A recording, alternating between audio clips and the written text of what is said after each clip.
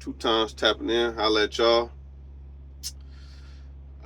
So a lot of people, out here when they get their CDLs, um, for some people they seem to have like a hard time finding work in the beginning, right?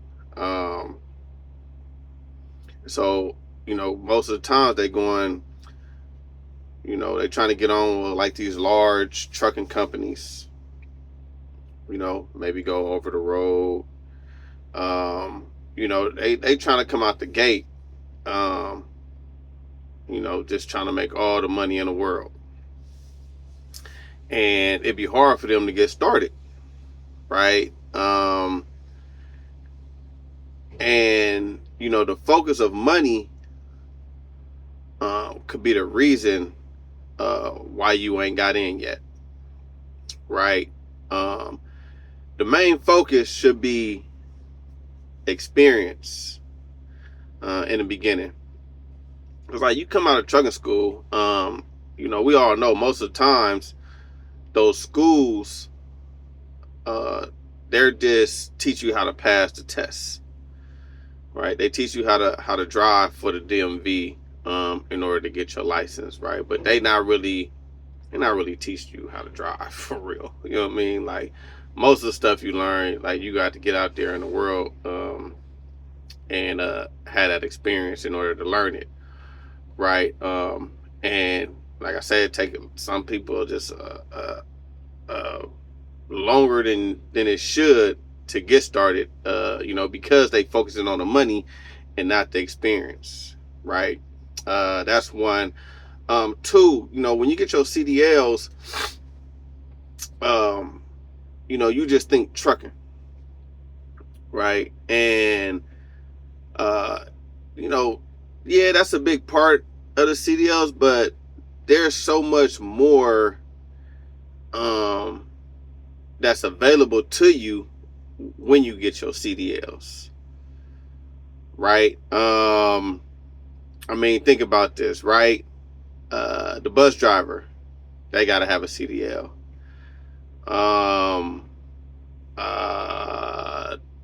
Who else? Street sweeper, CDL, right? The people who making these deliveries up and down the street. True enough, they driving tractor trailers, CDLs, but it's not like what you would think when you think trucking. The guys out there on the road, right? When you think, California, you got Caltrans, right? Caltrans, they require CDL. Working for BART, right? You can get into BART with a CDL. PG&E with a CDL. East Bay Mud or whatever with your CDL, right? So, don't limit yourself. When you get your CDL, just don't limit yourself to just trucking and just think like, okay, I'm about to get out there and I'm just about to be running loads, right? Like that's how I'm about to get my bread. I'm about to be running loads, right? Because a lot of times, like the bigger companies, right, even with some of the ones that I just named, right, these bigger companies, they're going to require you to have experience, right? And you like, well, how do I get experience, right, if nobody hires me? You know what I'm saying? Like, and then, so it's like a catch-22, right? You need experience to get the job, but then nobody hires you because you ain't got no experience, right? And it's because you focusing on the money instead of looking at where can I get some experience from.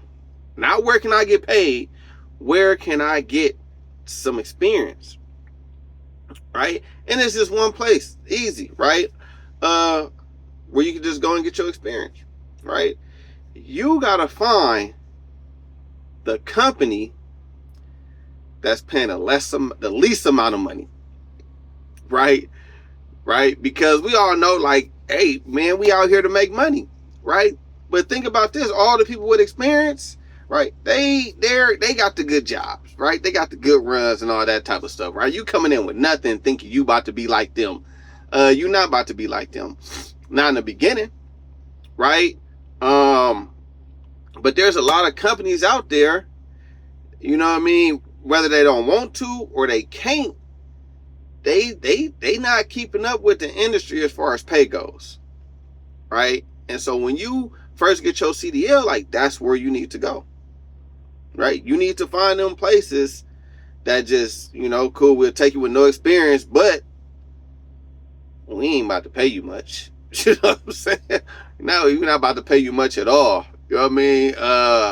Hell, man, you might even hate it here. You know what I'm saying?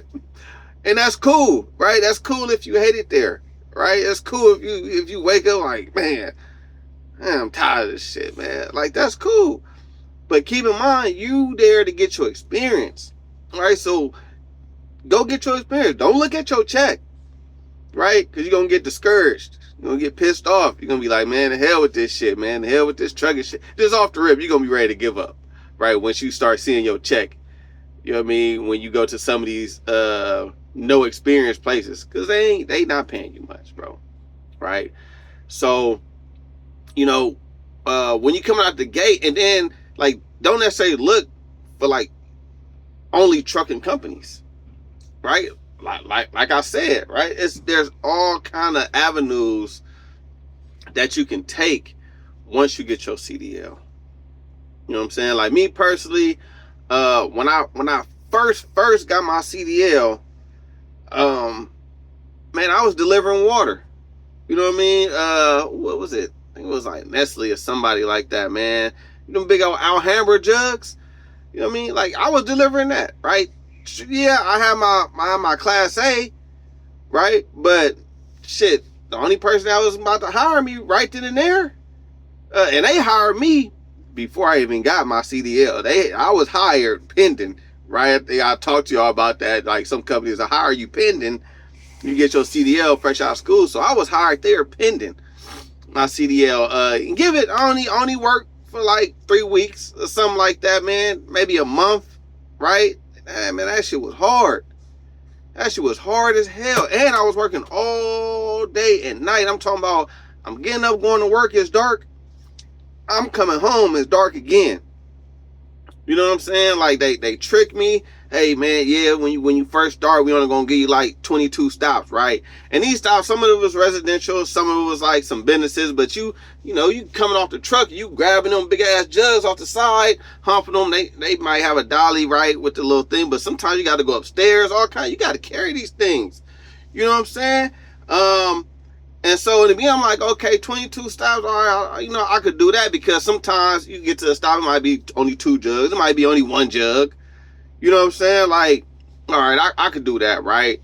And, you know, they used to call us, I'd be like, oh, y'all not truck drivers, y'all are industrial athletes. You know what I'm saying?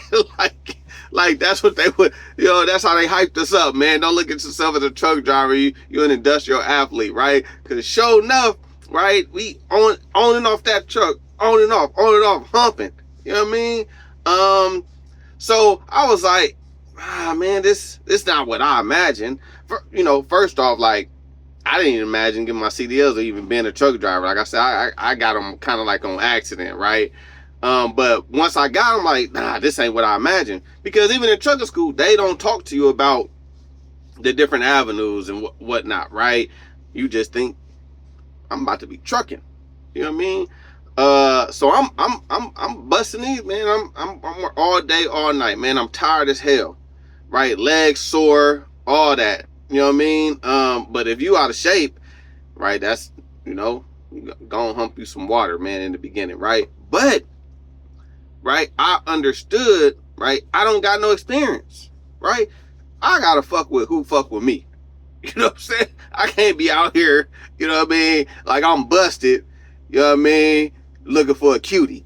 You know, no, man, the cuties wasn't fuck with me. I was busted. You know what I mean? So I just had to fuck with who was fuck with me, man. And it was the water, right? So I did that for like 3 months.